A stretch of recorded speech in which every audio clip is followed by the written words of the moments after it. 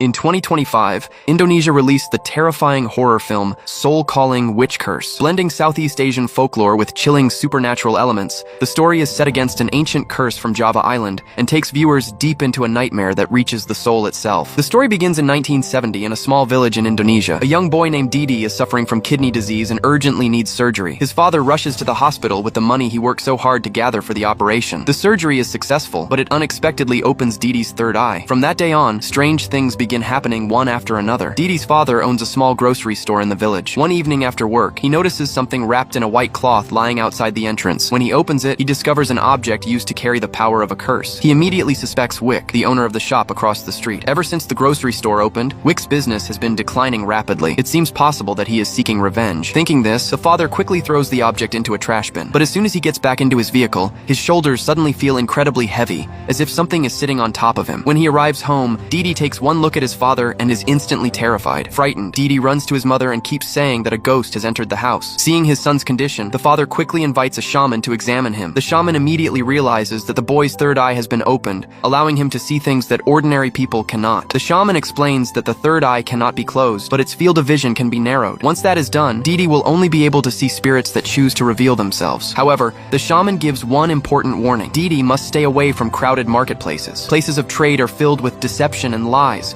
making them magnets for all kinds of evil spirits. Time passes, and the story moves to 1983. Didi is now a grown young man. One day, he goes to the market to collect his tuition money from his father. But while he is there, he witnesses something horrifying. Terrified, Didi immediately runs to his father's store. After learning that his son has arrived, the father goes alone into a room to get the money. Strangely, he orders Didi to stay far away from the doorway and refuses to let him come closer, as if he is hiding something. The room clearly seems suspicious. After receiving the money, Didi does not think much about it. He happily sits along the street, but when he looks up, he is horrified to see countless ghosts packed all around him. Panicked, he quickly flees the area. That night, as his father is leaving work, he notices a black cloth bag. When he opens it, he finds a strange hole inside. At the same time, he hears the sound of a woman crying. The crying grows closer and closer. Terrified, he rushes back into his vehicle, but then the vehicle suddenly begins shaking violently, while the woman's crying continues echoing around him. Realizing there is no escape, the father gets out and decides to confront whatever is haunting him. He grabs the black bag and throws it into a trash bin. From that very moment, the nightmare truly begins. After returning home, the father goes to bed early. In his dream, he finds himself deep inside a forest. His body is floating in midair, and ahead of him stands a witch performing a strange ritual. As she chants her spell, the father's body suddenly twists and contorts in a horrifying way. Hearing strange noises, Didi goes to check on his father, but he does not notice anything unusual. What he does not know is that the moment he leaves, a ghostly hand suddenly appears in the room. The next morning, while eating breakfast, Didi's father is suddenly struck by a sharp pain in his chest. A second later, he coughs up a large mouthful of blood. Even more horrifying, the blood is crawling with countless maggots. Weak and trembling, he tries to return to his room to rest, but after taking only a few steps, he collapses and loses consciousness. Didi rushes over to help him, completely unaware that a gigantic monster-like figure has appeared inside the room. Soon,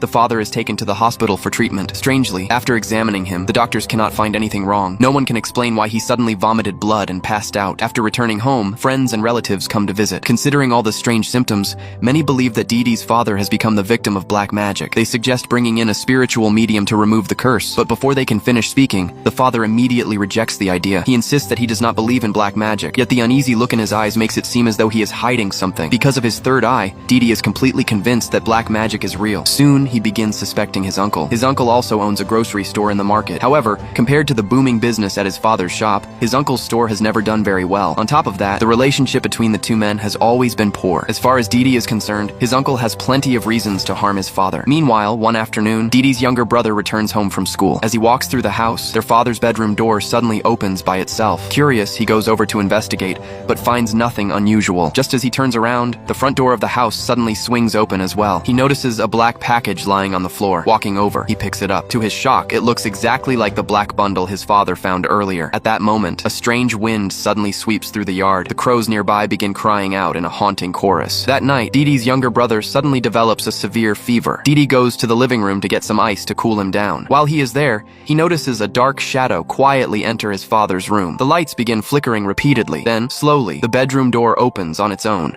Driven by curiosity, Didi enters the room. Inside, he sees something horrifying. An invisible force is tightly choking his father. A moment later, a worm crawls out of his father's nostril. Didi quickly stomps on the creature and crushes it. Then he immediately calls for help, but as soon as the call ends, a scream comes from his brother's room. Didi rushes inside. His younger brother is clutching his right ear and crying out in pain. Didi grabs hold of something sticking out and pulls. To his horror, he pulls an entire bone from inside the boy's ear. Moments later, blood begins pouring from the boy's eyes. Then a piece of glass suddenly pierces his throat. In an instant, his younger brother is sliced completely in half. At the boy's funeral, villagers gather to pay their respects. Among them is Didi's uncle. The moment Didi sees him, he completely loses control and tries to drive him away. He still believes his uncle is responsible for everything that has happened, but the nightmare is far from over. After enduring all the supernatural torment, Didi's father has fallen into a vegetative state. Didi brings back the same shaman who helped him years earlier. The shaman quickly realizes that both father and son have been targeted by black magic. Unfortunately, until he can determine exactly what kind of curse they are dealing with, there is very little he can do. Before leaving, the shaman takes out several bracelets. He tells Didi to wear them at all times, saying they may help protect him from further disaster. After his father becomes bedridden, Didi takes over the grocery store. But because of all the rumors spreading through the village, business grows worse and worse. Even the store employees begin quitting one after another. That night, Didi stands outside the store trying to attract customers. When he turns around, he suddenly sees a woman dressed in white standing inside the shop. She repeatedly says that she wants to buy some rice. Then, in the blink of an eye, the woman vanishes. Didi quickly runs outside after her and sees her enter Wick's store across the street. Behind the curtain, her silhouette can be faintly seen. Gathering his courage, Didi pulls the curtain aside. To his shock, he discovers a shrine hidden inside. On the altar sits a photograph of a young woman. Wick's strange behavior terrifies Didi, and he quickly leaves the place. At the same time, something new is happening back at home. The crows in the yard suddenly begin cawing non-stop. Then loud banging noises start coming from the roof. A moment later, the protective bracelet given by the shaman suddenly snaps apart. Sensing that something is wrong, Didi's mother steps outside. There, she finds another black cloth bag lying on the ground. Inside are the same cursed items as before. Just as she prepares to throw it away, a wave of dizziness suddenly hits her. Then a powerful, unnatural wind sweeps through the yard. Not long afterward, Didi returns home. The moment he enters the yard, he notices the cursed object. At the same time, his own bracelet suddenly breaks apart. Realizing something is terribly wrong, he rushes inside. His mother is lying on the couch, burning with a high fever. The symptoms are exactly the same as the ones his younger brother had before he died. Having no other choice, Didi once again seeks help from the shaman. What the shaman says only strengthens Didi's suspicion that his uncle is behind everything. Filled with anger, he immediately confronts him, but his uncle insists that he has never placed a curse on anyone. In fact, he claims that he has secretly been protecting the family all along. According to him, Didi's father is the real practitioner of black magic. The uncle explains that many years ago, Didi's father became the victim of a powerful curse. As a result, his once thriving business collapsed. Around the same time, young Didi desperately needed money for his surgery. Although Didi's father publicly mocked the idea of black magic, he was willing to do anything to save his son. Secretly, he sought help from a powerful shaman. Because this shaman possessed stronger supernatural abilities, the store's business quickly recovered. Before long, customers began flooding back. In fact, nearly all of the customers from competing stores started coming to his shop instead. The uncle repeatedly warned him not to become greedy and to stop while he still could, but Didi's father refused to listen. Revenge and greed had already consumed him. Then one day, Didi's mother became the target of a curse. For some unexplained reason, dozens of fingernails began growing inside her stomach. Fortunately, the shaman was able to remove the curse through a distant ritual. Afterward, he informed Didi's father that the person responsible was Wick. From that moment on, Didi's father was consumed by rage. He became determined to get revenge. That very night, Wick's daughter suddenly felt a sharp pain. Moments later, a blade pierced her throat. She died on the spot. However, Didi refuses to believe his uncle's story. Determined to uncover the truth himself, he follows his uncle's instructions and searches his father's office. There, he discovers a black cabinet. When he opens it, he finds it filled with objects used for black magic rituals. Without wasting any time, Didi tracks down the shaman who once helped his father. But when he arrives, he discovers that the old shaman is now bedridden and paralyzed. From the shaman's daughter, Didi learns an even darker truth. According to her, Wick eventually sought out a shaman far more powerful than her mother. These practitioners came from the east. Following an ancient ritual, they sacrificed souls at 7 coastal locations. In the end, they successfully summoned a demon from across the sea beyond Java Island. According to the shaman's daughter, the demon's ability to cross entire oceans proves just how powerful it truly is. Her mother suffered a severe backlash after confronting it, which is why she has been bedridden ever since. After learning the truth, Didi immediately meets with his uncle to figure out a way to stop the curse. But just then, a flock of crows suddenly flies overhead. Didi instantly realizes that his mother may be in danger and rushes home. Unfortunately, he is too late. A dark shadow enters his mother's body. The next second, she is dead. Staring at his mother's lifeless body, Didi is devastated. With nowhere else to turn, he seeks out the shaman once again. This time, after hearing the demon's origins, the shaman finally discovers a way to break the curse. He tells Didi that he must travel to 7 beaches, the same locations where Wick performed the ritual. At each site, he must collect seawater. Once all the water is gathered, it must be poured over his father's body to cleanse him. But there is one crucial condition. Everything must be completed before his father's birthday.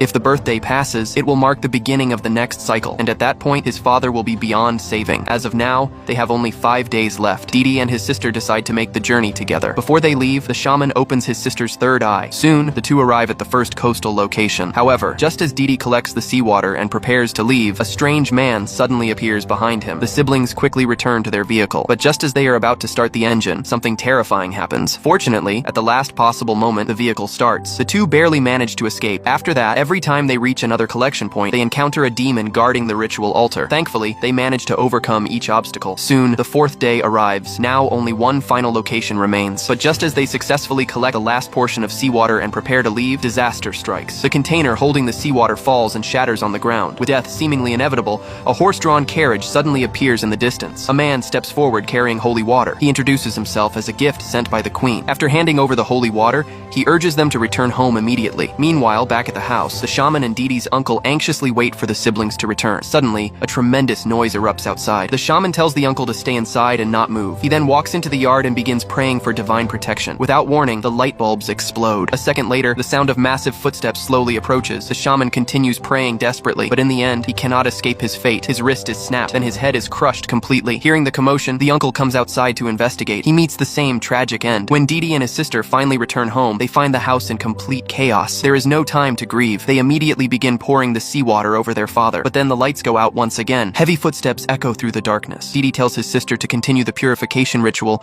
while he searches outside for a flashlight. What he does not realize is that the demon is standing directly behind him. As the demon advances, Didi orders his sister to keep performing the ritual. He stays behind to face the creature himself. As the purification continues, the demon appears to be suffering damage. Enraged, it storms into the house and throws Didi's sister across the room. Seeing her badly injured and unable to move, Didi rushes inside and continues the ritual himself. But the demon is far from helpless. With a single deafening roar, it sends Didi flying through the air. Then it grabs his father and drags him outside. Now, only one bottle of seawater remains. At the critical moment, Didi comes up with an idea. He throws the bottle against a wall. The seawater splashes onto his father. Instantly, the demon bursts into flames. Moments later, it burns to ashes and disappears forever. At the same time, Wick notices that the candles on his altar have suddenly gone out. He immediately realizes that the curse has been broken. Panicked, he rushes to the shaman and asks how the situation can be fixed, but the shaman is already busy creating protective charms for himself. He knows that once black magic is broken, those who cast it will suffer a terrible backlash. Unfortunately, it is already too late. The lights in the room suddenly go dark. Slowly, the demon appears. The shaman is torn in half alive. Wick desperately tries to escape, but in the next instant, the demon bites off his head. In the end, Didi's father finally recovers and regains his health. After everything that has happened, he vows never to practice black magic again. The film uses the mystical traditions of Java Island as the foundation for a chilling story about the darkest corners of human nature. It skillfully blends supernatural horror with moral questions. The third eye reveals more than evil spirits. It reveals the darkness hidden within people themselves. The true source of the curse is not magic, but endless greed and desire. Soul-calling witch. Curse uses intense horror to expose the evil that can grow inside the human heart, reminding us that only by staying true to ourselves can we break free from the chains